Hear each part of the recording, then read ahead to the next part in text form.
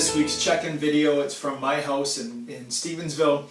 And before we talk about what happened this past Sunday, remind ourselves of the passage of Scripture we studied, I want to play a little Lego with you. I just want to have some fun. I don't know if you did Lego when you were younger. As a young boy, played Lego all the time. In fact, kept big buckets of Lego pieces so I could pass them on to my boys. And they've loved playing Lego.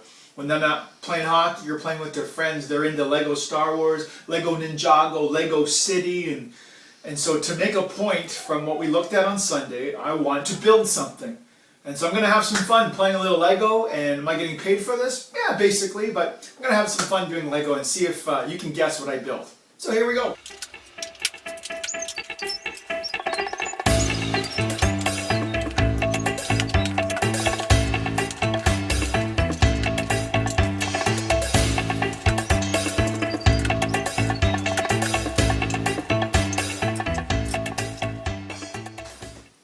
I'm done. There you go. I've built it. It's complete. And you're going to say, what is that? Well, this is the new Stuart idol. The Stuart handcrafted God.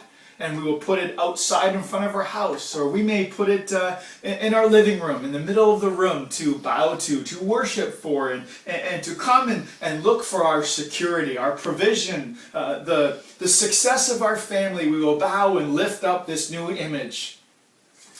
And you may say, well, that's silly because you just created it and it's a Lego piece. Well, that's exactly what we were looking at this past week in Isaiah chapter 44. And God's been giving them words of hope to say it's time to go home. It's time to, I'm doing a new thing. It's time to trust in me and go back and let's rebuild you as a nation.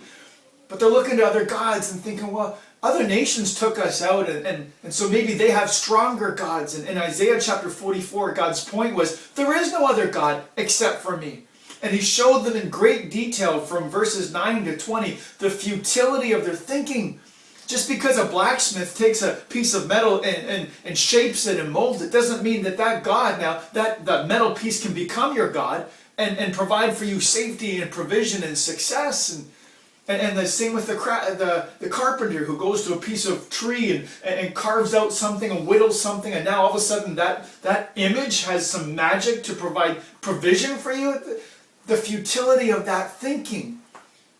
And so God was saying, no, there's no power, there's no hope, there's no forgiveness, there's no life in your handcrafted things you just did last weekend that they've held to for years. There's only one option in life, and it's God. And I know we're not handcrafting images and idols in today's context, but I would say this. We are providing other philosophies, other options to our life.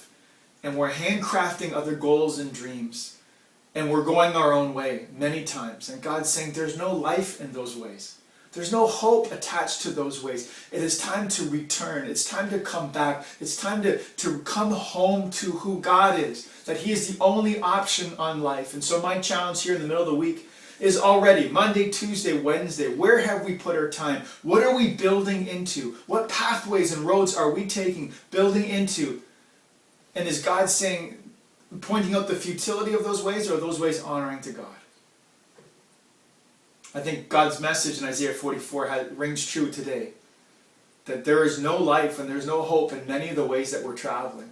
And it's time to come back to the only option in life, which is Jesus Christ. I pray that here in the middle of the week that we would come back to the truth and return and come back to who God is. And come back to the only option on life. Friends, follow hard and strive to follow passionately the life of Jesus Christ. For salvation and hope and forgiveness and life is only wrapped up in Jesus Christ. Thanks for watching. Join us on Sunday as we celebrate communion together.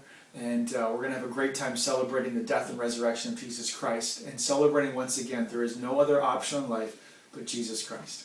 Thanks for watching. God bless.